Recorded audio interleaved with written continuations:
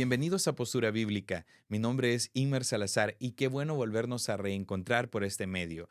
Si eres alguien que nos visita por primera vez a este canal, quiero darte las gracias por estar acá. Y no solamente a ti, sino a todas aquellas personas que le han dado like, que le han dado share a alguno de los vídeos o compartir o escriben cualquier comentario. Les agradezco porque esta es una buena manera también de llegar a otros y de la manera que somos bendecidos, también poder bendecir a otras personas. Si has tenido la oportunidad de ver nuestro último episodio, te podrás dar cuenta que hablamos de un tema, de un texto sacado del contexto y específicamente de Filipenses 4:13, que es un texto que ha sido torcido muchas veces y mal utilizado. Y en este día vamos a hablar acerca de otro versículo bíblico que ha sido sacado de su contexto. Alguien quizás se pregunte, ¿y por qué es necesario hablar de estos textos sacados del contexto?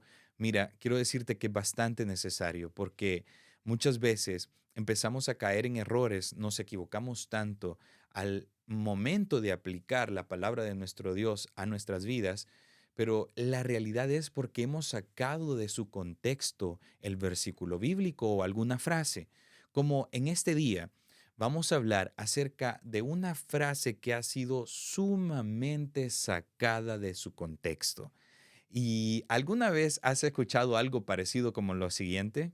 Hay que llamar las cosas que no son como si fuesen. Pronúncialo, decláralo, di que algo se hará realidad en tu vida, proclámalo, profetízate. Declara las cosas que no son como si fuesen. Si no tienes trabajo, di esta semana próxima voy a tener trabajo. Llama las cosas que no son como si fuesen. Si no tienes casa, también te digo, di ahora cómo quieres tu casa, de cuántos cuartos la deseas, la cochera para cuántos carros la quieres, quieres que tenga piscina o no. Sé específico y llama las cosas que no son como si fuesen. Ese carro que tú lo tienes solamente en tus sueños, ese Lamborghini, ese Maserati, ese carro que siempre has dicho algún día lo voy a manejar, pues ahora es tiempo. Llama las cosas que no son como si fuesen. Si estás enfermo y sientes el dolor actualmente en tu cuerpo, pues di, soy sano y no me duele nada, porque estoy llamando las cosas que no son como si fuesen. Esto es bastante popular en nuestros días. Tal vez lo has visto en algún video en YouTube o en algún canal de televisión, lo has escuchado por la radio o por algún podcast. Y quiero hacer una aclaración en este día.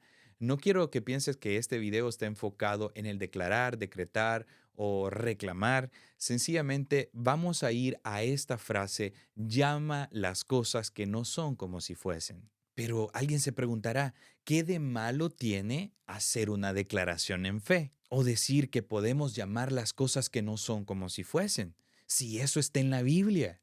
O sea, no podemos encontrarle nada malo si es un escrito bíblico. El detalle está que cuando lo pones en su contexto, te das cuenta a qué hace referencia esta frase. Inicialmente parece como que nosotros tenemos esa autoridad, que lo que diga nuestra boca, lo que digan nuestras palabras, eso se va a hacer, eso se va a ejecutar. Pero quiero decirte que esa es una farsa, no es algo verdadero. Y esto ha llevado a muchos cristianos a una gran decepción, porque ellos han hecho este tipo de declaratorias, han proclamado muchas cosas y se dan cuenta que sus palabras no fueron suficientes. Pero alguien te va a decir, es que te faltó la fe. Y no es cuestión de fe.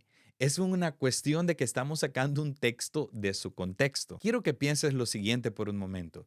Imagínate que en este estudio donde yo me encuentro no hay electricidad en lo absoluto. O sea, no hay un cable eléctrico y yo digo, bueno, no hay cable eléctrico, pero voy a empezar a llamar las cosas que no son como si fuesen. Entonces, abro la puerta de este cuarto a donde hay una penumbra, donde la oscuridad está muy densa, y yo digo, no hay luz, pero voy a llamar las cosas que no son como si fuesen. Que haya luz. Yo declaro luz. Yo digo que va a haber luz en este instante. Ahora, dime tú, ¿será que va a ocurrir eso? No hay luz eléctrica, no hay un switch que levantar, no hay focos alrededor, no hay lámparas en lo absoluto. Así que la pregunta es, ¿será que va a ocurrir?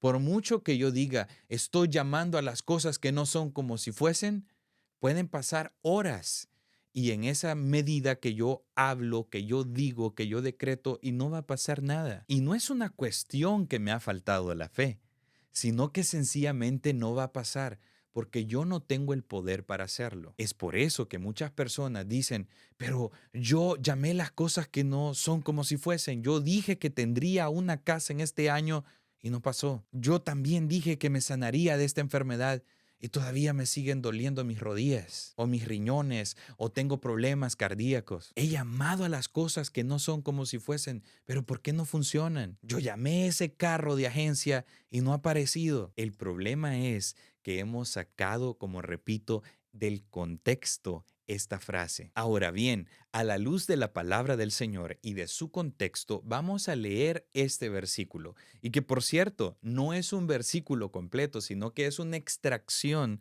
de un versículo. Miremos lo que dice en la carta a los Romanos, que es aquí donde aparece en el capítulo 4, versículo 17. El versículo dice así: como está escrito, te he puesto por padre de muchas gentes, delante de Dios, a quien creyó, el cual da vida a los muertos y llama las cosas que no son como si fuesen. A simple vista y con esta lectura nos podemos percatar que no está hablando de que un hombre tenga la capacidad de llamar las cosas que no son como si fuesen.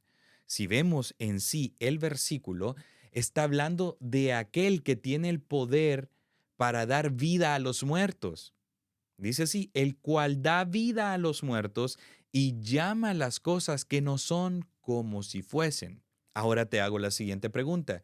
¿Quién es el que da vida a los muertos? Es Dios, claro que sí. La palabra del Señor nos dice que Él mata y Él da vida. Nosotros, de nosotros mismos, no podemos resucitar a alguien. Y cuando estoy hablando acerca de una resurrección, no estoy haciendo referencia a la resucitación, a lo que regularmente hacen los médicos para lograr dar un ritmo cardíaco a una persona que haya pasado alguna situación en donde haya perdido su pulso o donde el corazón haya parado por un momento, sino que estoy hablando donde clínicamente ya se dijo que esa persona murió. El único que tiene ese poder es Dios. Inclusive, la ciencia moderna, en el momento que dicen ya no podemos hacer nada, en donde puedes ver en esas pantallas donde el ritmo cardíaco se perdió, el corazón ya no está bombeando, la sangre ya no está fluyendo y clínicamente lo declaran muerto, nadie puede hacer nada. Sino todas las personas que falleciesen en un hospital fuesen resucitadas. Pero la ciencia no tiene tampoco ese poder. Ahora, ¿tú creerás que solamente mi palabra tiene el poder para hacerlo, para ejecutarlo? Pero lo que sí podemos ver es que aunque vaya una viuda a enterrar a su hijo y haya dolor en esa viuda en la aldea de Naín, ahí llegaba Jesús y él se paraba enfrente del féretro y decía, deténganse. Y le tocaba ahí, decía, muchacho, levántate. Y ya lo iban a enterrar y el muchacho se levantó de los muertos. ¿Y qué decir de aquel buen amigo de Jesús que le dan la noticia a él diciéndole que ahora se encuentra enfermo? Mas sin embargo Jesús dice, aguarden un poco, vamos a esperarnos unos días más. Y en esos días falleció su amigo Lázaro. Y cuando Jesús llega días después, se encuentra con Marta, la hermana de Lázaro, y le dice, Maestro, si tú hubieses estado aquí, mi hermano no habría muerto. Mas sin embargo, Jesús le dice, Marta, tu hermano va a resucitar. Ella analiza un poco y dice, es cierto, eso será en el día postrero. Y Jesús le dice, yo soy la resurrección y la vida, y el que cree en mí, aunque esté muerto, vivirá. La resurrección y la vida estaba enfrente de Marta. Ahora, era la misma sensación que sentía María, su hermana, pero Jesús pide que le lleven a donde estaba la tumba de Lázaro. Y él estando frente a la tumba dice, remuevan esa piedra, a lo cual Marta replica diciendo, Maestro, pero ya hiede, o sea, ya está putrefacto, los olores que emana son horribles. Ella estaba consciente de la descomposición física del cuerpo de su hermano, mas sin embargo, la piedra se removió y la resurrección y la vida se paró enfrente de esa tumba y llamó a Lázaro diciendo, Lázaro, ven fuera. Y lo que ocurrió fue que Lázaro se levantó de los muertos. Entonces, ¿quién es el que tiene el poder para resucitar a los muertos? Solamente estamos examinando lo que está diciendo este versículo. Pero alguien puede decir, pero en las Sagradas Escrituras dice también de que Elías resucitó también al hijo de una viuda. Claro, pero es necesario ver qué es lo que hace Elías. Elías le clama a Dios diciéndole, por favor, devuélvele el espíritu a este niño. Elías no tenía poder para levantarlo de los muertos. Mas, sin embargo, el Dios al quien él clamaba le devolvió el espíritu a ese niño. Entonces, vuelvo a preguntar, ¿quién es el que tiene la autoridad para levantar a alguien de entre los muertos? Claro que es Dios. Partiendo de eso, volvamos a leer este versículo. Como está escrito, te he puesto por padre de muchas gentes delante de Dios, a quien creyó, el cual da vida a los muertos y llama las cosas que no son como si fuesen. Entonces, si el que da vida a los muertos es el mismo que llama las cosas que no son como si fuesen, entonces, ¿quién es este? Claro que es Dios. Él puede llamar lo que no es y se hace. Y esto lo podemos ver en la Escritura. En el libro del Génesis dice que en el principio creó Dios los cielos y la tierra estaba desordenada y vacía. Pero vean acá. Y dijo Dios, sea la luz, y la luz fue hecha. O sea, no existía la luz y él solamente lo dijo con su palabra, llamó lo que no era y eso sucedió. Él también, con la palabra de su poder, dio órdenes para que hubiera separación de las aguas y de la tierra. Y a las partes secas llamó tierra, y a la acumulación de las aguas llamó mares. Hizo los ríos en sus cauces, hizo los grandes lagos, o sea, él solamente dijo su palabra y las cosas ocurrieron. Él dijo que de la tierra nazcan árboles según su especie, que den su fruto. O sea, con la palabra de su boca se hizo la vegetación, toda la flora que nosotros conocemos. Y no solamente eso, sino que a los mares les habló, diciendo que de ahí salieran peces, que hubieran aves que volaran en esos cielos. No había nada, él solamente dijo su palabra. De igual manera, los animales fueron hechos por la palabra de su boca. El sol, la luna, las estrellas, él solamente lo dijo y ocurrió todo. Él es el que tiene poder para llamar las cosas que no son como si fuesen. En el Evangelio según San Juan, la palabra nos relata, en el principio era el verbo, y el verbo era Dios, y el verbo era con Dios. Esto era el principio con Dios, pero todas las cosas por Él fueron hechas, y sin Él, nada de lo que ha sido hecho fue hecho, y en Él estaba la vida, y la vida era la luz de los hombres. Pero más adelante dice, y este verbo fue hecho carne, y vimos su gloria, gloria como la del unigénito, lleno de gracia y de verdad. Así que el verbo es Dios. Y hubo alguien que también pudo identificar esto en la persona de Jesucristo. Un centurión romano identificó eso. Este tiene poder para llamar las cosas que no son como si fuesen. Este centurión tenía un siervo y su siervo estaba enfermo, pero tenía amor por él, compasión por él. En otras palabras, era un buen jefe. Él se acercó a Cristo y le dijo, mira, por favor, te pido por mi criado. ¿Puedes sanarle? Él está enfermo, está paralítico. Entonces Jesús dijo, yo iré y le sanaré. Y cuando el centurión escuchó estas palabras, le dijo, mira, yo soy un hombre bajo autoridad y también tengo debajo de mí a otros que me sirven. Si yo le digo a este ve, ese va. Y si le digo ven, este viene. No es necesario que vayas a mi casa. Solamente di tu palabra y mi criado sanará. Él reconocía que delante de él estaba aquel que llamaba las cosas que no son como si fuesen. Y Jesús dijo, no he visto tanta fe en todo Israel como este hombre. Y claro que fue así. Cuando él llegó a su casa, se da cuenta que aquel criado ya estaba sano. Jesucristo no tuvo que ir, él solamente dijo su palabra. Es por eso que dice la Escritura que con su palabra fueron hechos los cielos y la tierra. Debemos de entender y reconocer que quien llama las cosas que no son como si fuesen es Dios. Ahora bien, ¿cómo la podemos poner en su contexto esa frase que hemos leído?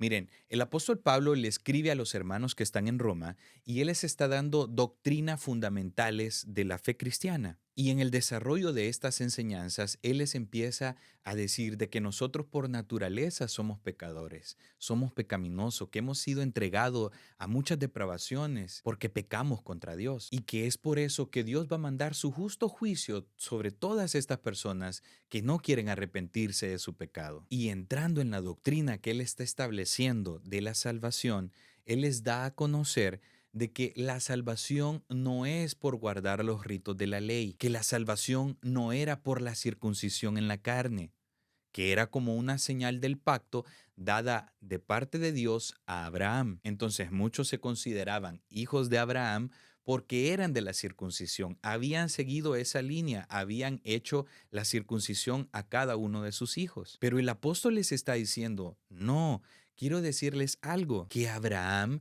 antes de recibir la circuncisión, él le creyó a Dios y le fue contado por justicia. Mas, sin embargo, a pesar de que sus justicias eran buenas, eran excelentes, no lo eran así delante de Dios. Pero Dios decidió escogerle a él y le dio una promesa maravillosa, que en él serían benditas las familias de la tierra. En otras palabras, que a través de la fe de Abraham, muchas personas serían alcanzadas y serían herederas de las promesas. Y lo que el apóstol Pablo está tratando de decirles es que la salvación no es por cuánto guardamos la ley, sino más bien poner nuestra fe en Jesucristo. Quiero que veamos qué dice un versículo anterior al que hemos leído.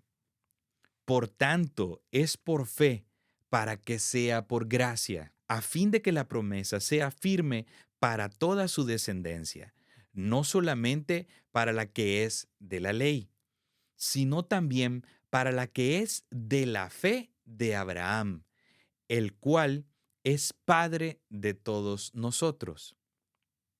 Como está escrito, te he puesto por padre de muchas gentes delante de Dios, a quien creyó. O sea, ¿quién creyó? Abraham. ¿A quién creyó Abraham? Abraham creyó a Dios. Y acá es lo que dice después, el cual da vida a los muertos, o sea, ese Dios, y llama las cosas que no son como si fuesen. Él creyó en esperanza, contra esperanza, para llegar a ser padre de muchas gentes. Y dice también más adelante que no se debilitó la fe de Abraham a pesar de que él ya estaba viejo. Él había recibido una promesa y él creyó en esa promesa, porque quien se la había dado era Dios, y Dios no miente, lo que él promete lo cumple. Pero ahora, él está estableciendo en el versículo 22 lo siguiente, por lo cual también su fe le fue contada por justicia. Oigan esto, y no solamente con respecto a él se escribió que le fue contada, versículo 24, sino también con respecto a nosotros, a quienes ha de ser contada. Esto es, a los que creemos en el que levantó de los muertos a Jesús, nuestro Señor, el cual fue entregado por nuestras transgresiones y resucitado para nuestra justificación. Entonces, lo que está hablando acá es de que nosotros ahora hemos alcanzado también esa justificación por creer en Jesucristo. Y es lo que le dice en el capítulo 5, al inicio del capítulo, les dice, justificados pues por la fe, tenemos paz para con Dios por medio de nuestro Señor Jesucristo. Entonces, cuando nosotros hablamos de una declaratoria de fe en esta frase que regularmente se dice, no podemos perder de vista el contexto en el que Él lo está diciendo. No está hablando de una fe que obra milagros, sino que está hablando de una fe que nos ayuda a creer que Jesucristo es nuestro único Salvador. En otras palabras, una fe salvífica. En griego, la palabra fe que se ocupa acá es pistis, que quiere decir convicción y confianza en Cristo para nuestra salvación. Ahora, no significa que Dios no pueda hacer milagros. Claro que sí, Él todo lo puede. Dios no tiene limitantes. Él llama las cosas que no son como si fuesen. Entonces, la pregunta que puede surgir es, ¿en qué me beneficia saber esta verdad? Oh, mi amado, mi amada, esto te sirve de mucho, porque no estás poniendo tu fe en tus palabras, sino que estás poniendo tu fe en Dios, que es poderoso para llamar las cosas que no son como si fuesen. Si entendemos esto, la perspectiva de nuestra oración cambiará, porque entonces no vendré a la presencia de Dios diciéndole lo que yo quiero, cómo yo lo quiero y cuándo yo lo quiero, sino que de una forma humilde le diré y le clamaré y le pediré y haré súplica a Él, diciéndole, Señor, estoy en esta situación. ¿Puedes ayudarme? Tú que todo lo puedes. Tú que llamas las cosas que no son como si fuesen. Tú que das vida a los muertos. Tú que me salvaste de mi pecado y me has dado esta gran salvación. Tú lo puedes hacer. Esta enfermedad es nada para ti. Tú sanaste a leprosos, tú sanaste a ciegos, levantaste a paralíticos, has hecho tantos milagros y yo creo que tú eres capaz para llamar las cosas que no son como si fuesen. Y para ti, esta situación que tengo es nada. Tú puedes sanarme. Y sabes que si le pedimos de corazón, claro que Él puede moverse a misericordia y sanarnos, porque para Él no hay nada imposible. Y mira, y a veces se nos dice, es que eso no es de fe. Eso no se trata entonces de fe, porque tú no lo estás declarando. Estás diciendo de que quedas prácticamente a la voluntad de Dios. Claro, mira, a Dios no le podemos exigir, vamos a estar de acuerdo a su voluntad, pero eso no significa que no tengamos fe, porque mi fe no está puesta en mis palabras, sino que mi fe está puesta en Él, que todo lo puede. Y ahí es donde debe de ser dirigida nuestra fe. Y ese es el gran problema en el cual muchas veces caemos y entramos en grandes decepciones y decimos, bueno, Dios no cumple su palabra. Dios se ha olvidado de sus promesas. O quizás aplican para otros y no para mí. Quizá Dios esté enojado conmigo.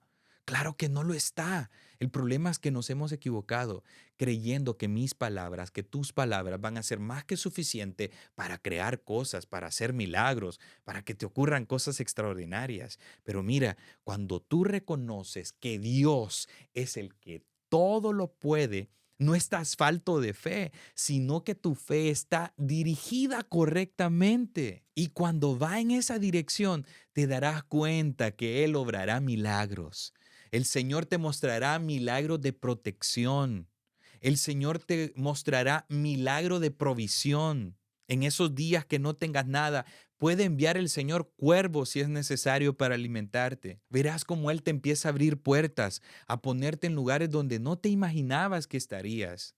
Pero ya no se trata de lo que yo soy, de mi conocimiento, de lo que dice mi palabra, sino de quién es Él y todo lo que ocurre en tu vida. Cualquier milagro que pase tiene que ser para alabanza de la gloria de su gracia, para la gloria de Él, no para tu gloria. Porque ¿qué pasara si todo lo que pronunciáramos se ejecutara?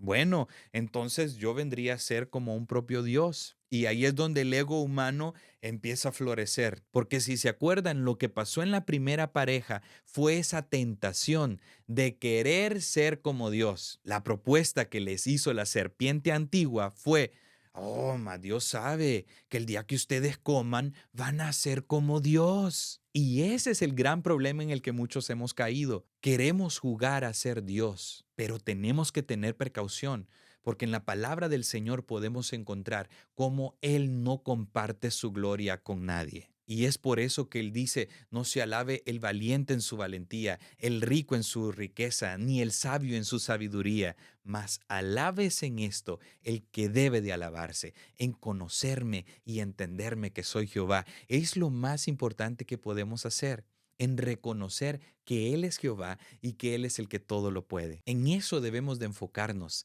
en conocerle más, en entenderle que Él es Jehová y que Él todo lo puede hacer. Así que poniendo este versículo en su contexto, nosotros nos damos cuenta que es maravilloso, que es muy rico, que es un versículo extraordinario y que esta frase sacada para que nosotros la apliquemos en nuestro diario vivir no se trata de nosotros, se trata de Dios. Es un gusto haber compartido con ustedes esta palabra, este texto en su contexto. Espero haya sido de bendición. Y si así lo ha sido, compártelo, dale like, escribe en los comentarios si tú alguna vez has escuchado esta cita bíblica mal aplicada. O probablemente has dicho, ups, yo lo hacía eso.